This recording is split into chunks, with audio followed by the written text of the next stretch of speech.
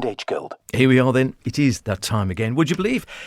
It's B&H Gold. That's B, which is Beth. Yeah, you sound so unsure every time you say it. I do. I don't know why. I don't know why you'd have thought I've used to it by now. I have known you for over 20 years, so you thought I would be able to remember your name, but it just goes to prove it's probably age, isn't it? What is it? It's our little podcast from, fairly vaguely frequently when we get round to it, of thinking about all the golden things in life. In other words, all the nice things, the things that make you smile, make you laugh, make you grin, just make you think life is definitely worth living. And Lord knows, if you look around the world these days, and the Isle of Man for that matter, there's plenty of reasons for thinking, why don't we just give up? No, anyway, no. We're You have to stop. No, right, you start every single one saying that, right? This is supposed to be bright and breezy. Okay. There is no room for negativity. No, there's no room for negative. No space for Mr. Negative here. No, there really isn't. And I think that's the thing. Sometimes you can miss all the lovely things in life. And there's lots of pages actually on social media talking about things like acts of random kindness. I know that there's a group over here that you can just go on and say, when somebody's done something really nice for you, you talk about it and that inspires hopefully other people to do the same. There seems to be a real spate actually. I've seen quite a few of these stories of people in the queue for well-known fast food chains and finding that when they get to the window to pay, the person in front has already paid for their meal. Oh, how lovely is that? You see, I thought you were going to mention one. I don't know whether you saw this one about a lady in McDonald's, not in the Isle of Man, in the UK. Did you see this one? You were talking about random acts of kindness. It was a mum of two, and she. It's claimed she was left mortified. She bought what she believed to be a homeless man a tomato, a meal at McDonald's. Only to discover it was just a hungry customer who was just waiting a bit longer than ordinary for his meal. This is Claire Varron. She was in McDonald's in Halifax. She saw an unshaven man. She said he was unshaven. He had a rucksack on his back, looked a little bit scruffy and was sat on a nearby table with no food. She saw him eating ketchup directly from the sauce dispenser. So she thought he was homeless and hungry. So she said, I just walked up to him. I got my meal and felt so sorry for him. She said, I just placed it on the table and said, "This is for you." He didn't say anything to me when I gave him the food. He just looked at me confused. I thought he was shocked, but I didn't think anything at first. I felt fantastic. My heart swelled in some small way. Maybe I'd help this man. She said, as I was leaving, a member of staff walked past me with his order and gave it to him, apologising for the delay. I couldn't believe it. I was so embarrassed. I left the store as quickly as possible. Bless her heart. That is. I have another McDonald's story, actually, if you'd like one. This is involving my better half, who is always with his mobile phone. I mean, we're probably quite a mobile phone family, you would probably say. No, but surely not. We'd been to aforesaid mentioned chain, and Other chains do exist. And then come out, went back to the car or whatever, and he was like, "Where's my phone? Where's my phone?" Realised, with a sinking feeling, that it must have been on the tray when he tipped all the stuff into the bin at the end. I mean, very nice. So he cleared his stuff away. Top marks there. Had to go back in, rummage through the bins. I didn't think, I know, I'll see if there's a member of staff who's got some gloves on who can help me. Rummage through the bin. Did find his phone. Ugh, sorry, just the thought of it, actually. Oh, her. So it was actually in there, covered in ketchup and other people's fries. fries. Yeah, stop. And all those melted cheesy bits dribble out the side of people's mouths. That's yummy. Okay. Do you wash it down? Oh, yeah. Ooh, that's rather nice, I must admit. I do have a vague one like that. Years and years ago, I was slightly the worse for drink, it has to be said, when I was a student. You're allowed to be slightly the worse for drink when you're a student. It's not recommended. You do it on a regular basis, children. And I was at college, I was at NELP, as it was then, North East London Polytechnic, Plasto. And yes, we'd had a sort of end of term, I think it was before Christmas, booze up. And then I was weaving my way back to the Plasto tube station, which was up the hill from the campus. And as you often do when you've had perhaps more than sensible, I was feeling quite generous and sort of, it's Christmas, so I was feeling very charitable. And I saw one of those little kids standing outside the newsagents. You don't see them anymore now. They're sort of quite 30s looking at a little lad blind. It was money for the blind, and he sort of would stand there with a little box in front, and they were sort of children height. So I thought, I'm going to give some money to the blind. So I rummaged in my pocket drunkenly for what I could find and found a 50p piece and wandered over to thrust it into the child's head, only to discover it was a real child. His not amused mother came hurtling out of the shop saying, "What are you doing? Why are you trying to pest money into my child's head?" Or something slightly less, not quite as polite as that. And I drunkenly apologised and wandered off. Oh, you should have given him the 50p at least. I was too tight. I was a student. Quite a lot. I mean, it's half a year's grant, isn't it? Anything else made you smile this week? Anything else I know cheery? we've talked about ice cream before, but I saw this story about an ice cream van in Colorado. There was a particular state where it was banned for 64 years. They weren't allowed to have an ice cream van because it was deemed that the noise of the ice cream van, the music, was too irritating. But that has now been revoked and ice cream has been reinstated. And it did get me thinking about the number of times that parents say to their children, when you hear the music, it means it's run out. Just me? What? I like it. Here's one I spotted as well. I don't know whether you've had this one on breakfast. We all know, obviously, it's been a fairly tumultuous week in the world of politics. We're not going to dwell on the tumult. However, who is going to be the next Prime Minister? And a fortune teller who uses asparagus to predict the future reckons the UK's next Prime Minister is going to be Ben Wallace. This is Jemima Packington, who's known as Mystic Veg. I like it. Predicted previous political events by throwing asparagus spears into the air and interpreting how they land. She foresaw Boris Johnson becoming Prime Minister 4 years before he took office. She foresaw Brexit via her asparagus. She also predicted Prince Philip's death and Harry and Meghan stepping back from the royal family, all through the powers of mystic asparagus. She's now 66. She says all the spears are pointing towards the Defence Secretary, Ben Wallace, taking over as the leader. Right, OK. Well, we have heard it here first, and we will know in a few short weeks. And honestly, if that's right, then we're going to get Mystic Veg on this podcast. Well, yep, there we go. I think we should do it. We should get it on breakfast as well. And here's one last one for you before we go to a little thought on food and music and a couple of bloopers. Were you bottle fed or otherwise? Can you remember? Well, I can't really remember. Not remember, but I mean, do you know? Okay.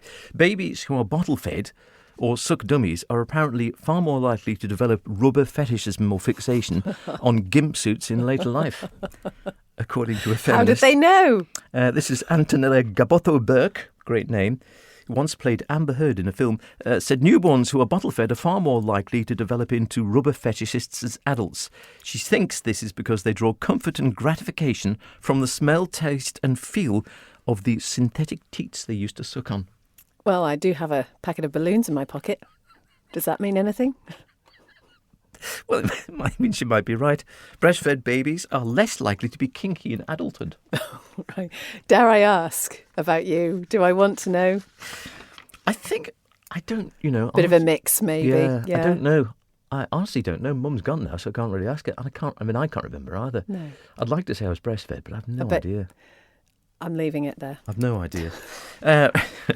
Righty-ho.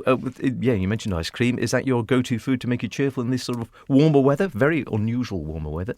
I'm not actually that much of an ice cream fan. I'm not really, to be honest. I think we talked about this last time, didn't we? I'm trying to think of what else I really like when it's really warm. What do I like? I like the fact that you don't have to put too much effort into making something fantastic meal-wise. You can just lob a bit of salad on a plate and throw some tomatoes in. Voila. Good salads, I'm with you there. Yeah, so I'll go for a good salad. Although, to be honest, it needs to have a hunk of bread with it. Bread and butter. Oh, my goodness me. Honestly, there are times I could eat a whole loaf. I'm sort of up and down on bread. I mean, if it's really, really good and fresh, I love it. And if it's just ordinary, I don't know. The proper salads, I mean, when I was a kid, salad used to be, pickled cucumber and lettuce and whatever. Now, if you do a salad with sort of, some new potatoes in and bits of chorizo and some, some fresh eggs and do a warm salad. I'm really into that, I must admit. Anchovies. Warm salad. Anchovies. Yeah, I do. I know you're a massive anchovy fan.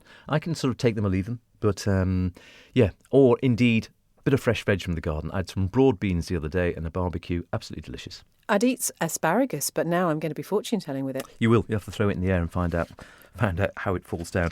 A couple of bloopers I've got. I don't know whether you've dug out any of it. All right, there's two that have been quite good. Always popular, aren't they? One was it wasn't a blooper per se. It was just the wonderful humour of John Caneen, who sadly just retired as the presenter of the folk show. And we've been using he's not been in the best of health of late. And he's decided now is the time to go. And the last show I was doing, which was a repeat from a while back, I was digging it out. And it just had a wonderful bit of John's fantastically dry, quirky humour. And, you'll get the gist of it. I'll just play it here. Just listen to what he actually introduces and then the name of the track he actually nominates. She was awarded the MBE for her services to children's music And here she sings Blue Blazing Blind Drunk. There we go. He'll be missed. You will miss you, John. Honestly, that sense of humour. Wonderful. And closer to home, breakfast, of course, our own Ben. I don't know what he was thinking, whether he got out of bed the wrong side the other day, but this cockroaches story, he seemed to be more interested. No, I'll just leave it there and play it. But now, look at the time. It is 9:10. Christian is with us. Morning. Have you sorted out all those gremlins? Then you chased them away nice and quickly. Yeah, I definitely did. I've got my... It actually kind of works well with my Have You Heard? Well, it does actually. This is it. Let's go straight into that then. Cockroaches. Yeah, you chase them away downstairs. The gremlins that they are. So what's going on with cockroaches? They'll be cropping up again at Christmas, no doubt. Right, I think that's more or less it. I better let you get on with doing something useful. That's what you paid for. Is it? Oh, right. I better jot that down. I'm just going to tell you my sunny smile this week. Oh, yes, sunny smile. Have you got one? I have got one. So my friend Jill Young, when I was at her house for a barbecue the other day, she had a few people around. And as she smiled, I realised that she is one of those people who's just got the biggest beam that lights up her whole face. And I thought she is a definite sunny smile candidate. So she's my sunny smile this week. On with it. Well done indeed. And I think I mentioned Natasha before. I was there before and I can't remember her name checked out. I know I did mention her in ShopRite and Peel. Wonderful on the tills there. Big smile. Always super helpful. You can have two for the price of one, even if I did name check you last time. And I think it's your turn to finish off with a nice upbeat golden tune. This is the one that as soon as I hear it, I just want to get on the dance floor. Whether or not there is a dance floor, it is Groove Armada. I See You, Baby. I'll leave it there. We'll see you next time, baby. Bye.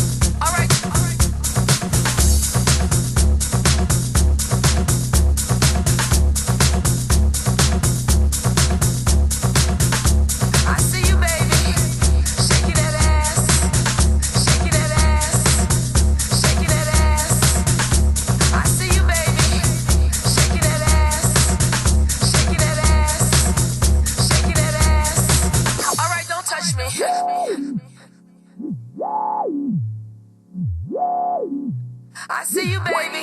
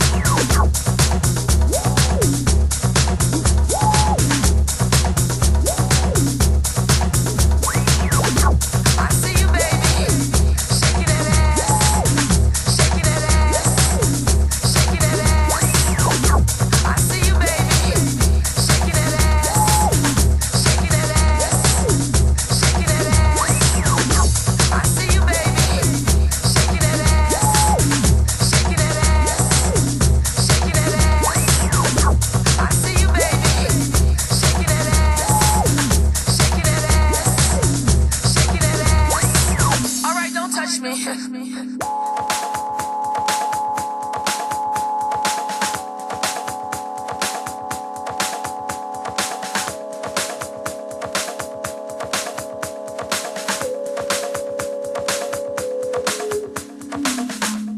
see you, baby.